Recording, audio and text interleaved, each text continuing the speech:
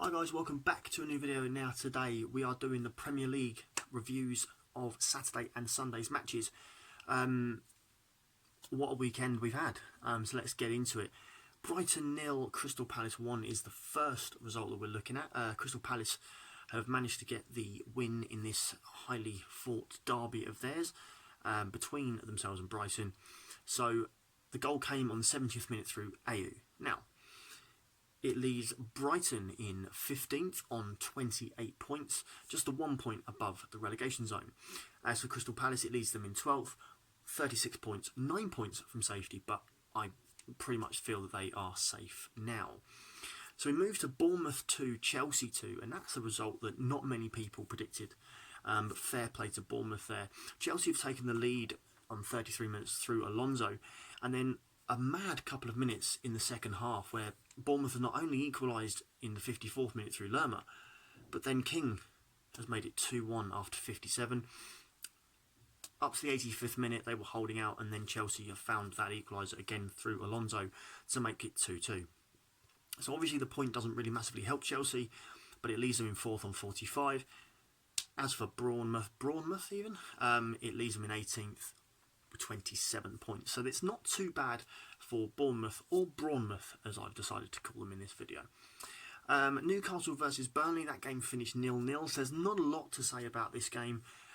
Two sides that are pretty much safe, not a lot to play for, and it's finished that way. Burnley stay in 9th and Newcastle stay in 14th, but both pretty much are looking safe for me.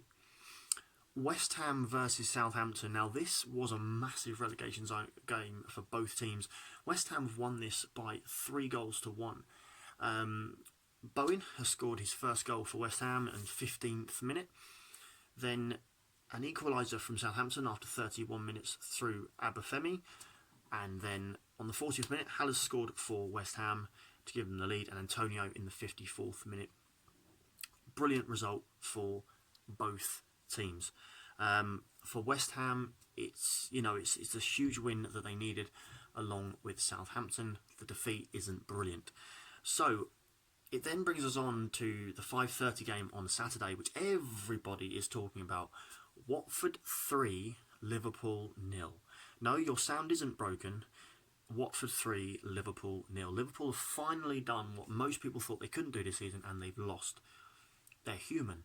So, yeah, Watford, a fantastic performance from them. Got to give them huge credit for that. 54th minute from Sarr, 60th minute from Sarr, and Deeney in the 72nd minute. So massive congratulations to Watford.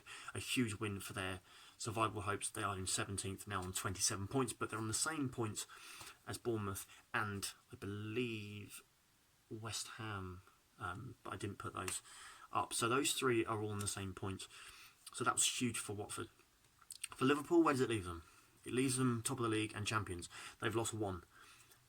Okay, you could admit if they lose maybe a second or a third, you might start to think possibly, but let's be honest, I don't think that's going to happen. But we didn't think they'd lose to Watford, so fair play to Watford there. So we move on to today's games on Sunday. I've just finished watching, in a way, the Everton and Manchester United game, and from a neutral's point of view, obviously you guys know I'm a Reading fan, so as a neutral that was a brilliant game to watch.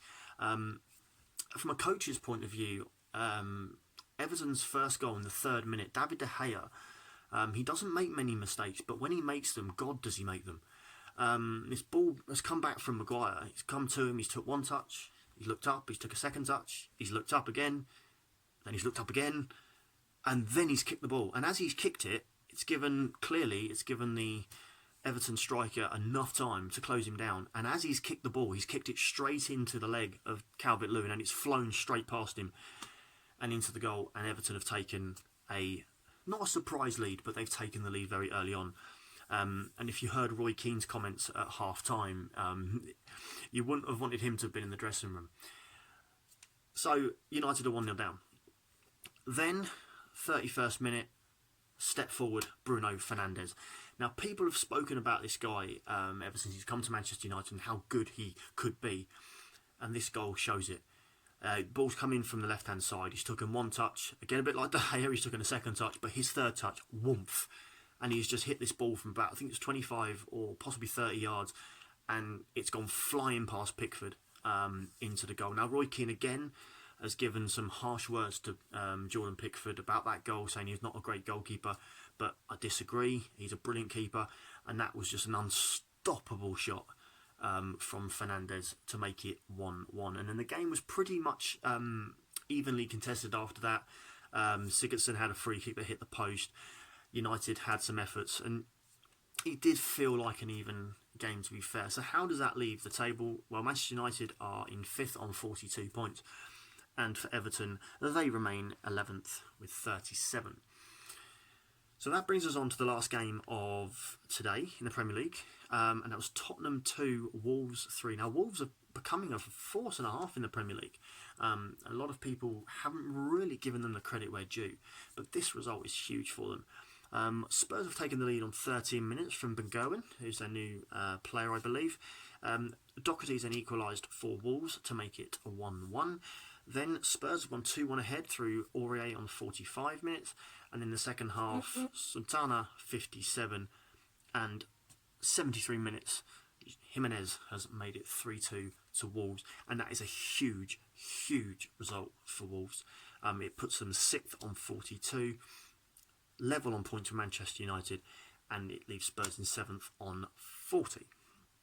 So it's making those European positions very, very tight. Now, I do apologise. I was going to do a review of the EFL Cup final. I didn't get round to doing that due to work, but I can now review that game rather than preview it. And basically, Villa won, Manchester City 2. They've won it for the 3rd time. Aguero has given Manchester City the lead after 20 minutes. Then they've gone 2-0 up through Willara. Forgot whose name I put down then.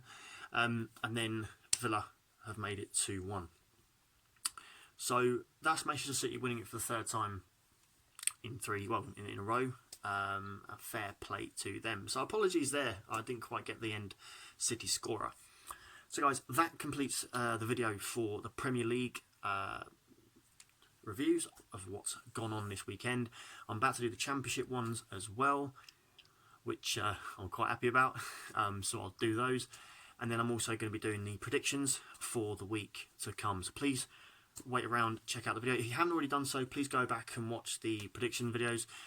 More people are watching, the better. Please like and subscribe if you haven't already.